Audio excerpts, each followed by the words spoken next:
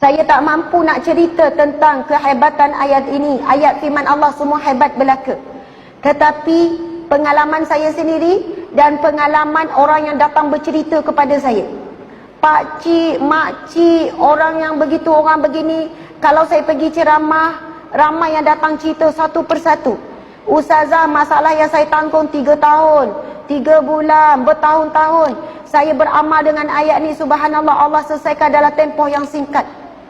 Ada seorang makcik jumpa saya, Ustazah, telinga saya sakit berdengung, dah jumpa doktor macam-macam. Alhamdulillah, lebih kurang seminggu beramal, yakin betul dengan ayat ni Allah bagi sembuh. Seorang pakcik jumpa saya menangis-nangis, orang tua umur 60 lebih. Ustazah menangis-nangis, saya kata, kenapa pakcik? Ustazah, tolonglah sebarkan ayat tersebut. Pakcik alami masalah sekian-sekian, alhamdulillah 3 minggu masalah selesai. Ustazah, pakcik kerja jadi driver, bawa driver lah, bawa van ke macam tu lah. Pakcik tak reti sangat tengok waste, pakcik selalu sesat. Nak pergi situ, gini-gini, orang tua kerja driver lori ke apa, wallahualam, selalu sesat. Tetapi pakcik hari-hari pagi-pagi pakcik akan baca doa tu. Wa ufawwidu amri ilallah. Daku menyerahkan urusanku kepada Allah. Innallaha basirun bil ibad. Sesungguhnya Allah Maha melihat keadaan hamba-Nya. Setiap kali pakcik sekarang ni sesat je Ustazah, wallahualam, entah datang daripada, ada je orang datang tunjuk jalan. Pakcik berhenti tepi jalan, adalah motor. Pakcik nak pergi mana, nak pergi sini, amai saya tunjuk. Pakcik ikut je.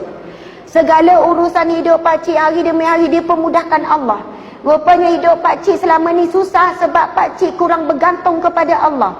Pakcik rasa pakcik boleh uruskan hidup pakcik sendiri, lalu Allah membiarkan hidup pakcik. Kita sangat terhad sebenarnya. Saya pernah ceramah di Petronas Terengganu. Ada seorang hamba Allah lelaki datang. Ustazah, saya nak juga cerita pada Ustazah. Saya dah hampir letak jawatan berhenti kerja. Sebab apa? Saya ada penyakit tekanan mental, iaitu anxiety, depression. Saya nak tinggalkan keluarga saya, anak isteri saya semua saya nak tinggalkan. Saya tak boleh jumpa manusia, saya tak boleh jumpa orang, saya hilang keyakinan diri, ketakutan yang melampau. Saya rasa saya nak menyendiri. Saya dah pergi jumpa pakar sakit jiwa. Saya jumpa ustaz itu, ustaz ni. Saya makan ubat untuk tekanan mental dan sebagainya. Walaupun orang kata anxiety ataupun depression bukan tidak terlibat tentang iman. Ini hari ni orang kata tak terlibat dengan keimanan. Ia adalah semata-mata penyakit jiwa. Perasa atau tidak, pernyataan ini cuba memisahkan. Pisahkan daripada roh ataupun rohani. Masya Allah. Yang cik ni cakap, Ustazah, Alhamdulillah, saya hari tu Allah izinkan dengar ceramah Ustazah tentang ayat surah Ghafir ayat 44. Wa ufawwidu amri ilallah innallaha basirun bil ibad. Saya ulang-ulang ayat tersebut. Sebelum itu ada orang kata, ulang istighfar 1000 kali. Saya istighfar Ustazah, saya selawat dan sebagainya. Tapi kenapa tak beri kesan, baru saya faham. Sebab saya selawat, saya istighfar tanpa saya yakin betul-betul kepada Allah Subhanahu Wa Taala. Tapi bila saya ulang-ulang ayat tu, dan Ustazah pesan supaya baca dengan maksud, dan baca bukan jumlah yang banyak, yang penting serah bulat-bulat kepada Allah. Bila saya baca wa ufawwidu amri ilallah, daku menyerahkan urusanku, kesakitanku, masalahku kepada Allah. Innallaha basirun bil ibad. Sesungguhnya Allah Maha melihat keadaan hamba-Nya. Bila saya ulang-ulang Ustazah, masuk ke dalam hati saya. Doktor pakar sakit jiwa, dia cuba rawat saya, tapi dia tak tahu bagaimana sakitnya saya.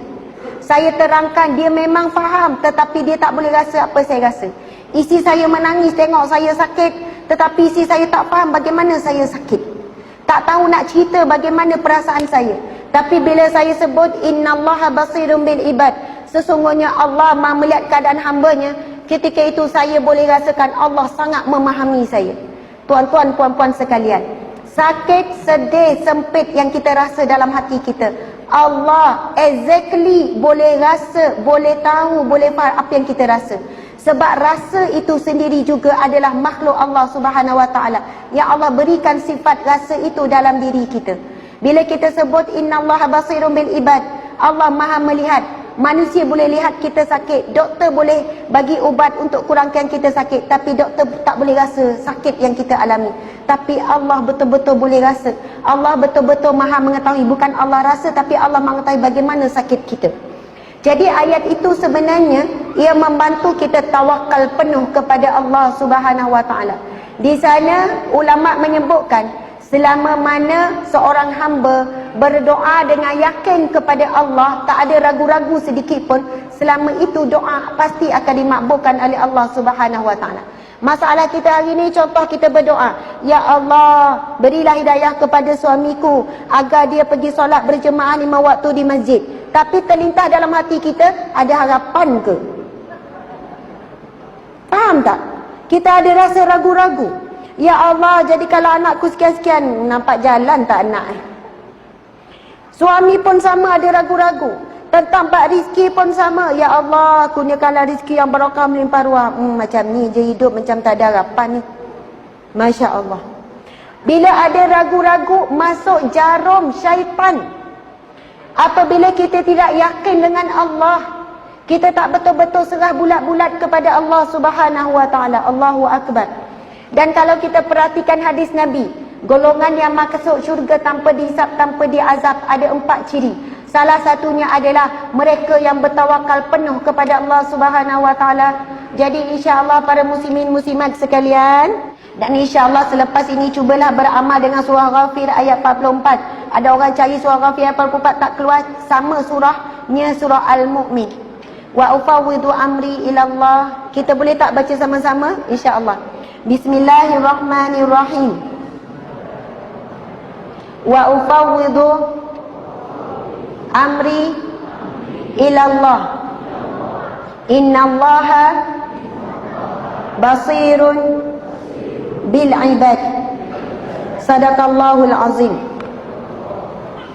Daku menyerahkan urusanku, kesakitanku, masalahku, ujianku, kesebitanku, kebimbanganku, kerisauanku, kesedihanku kepada Allah.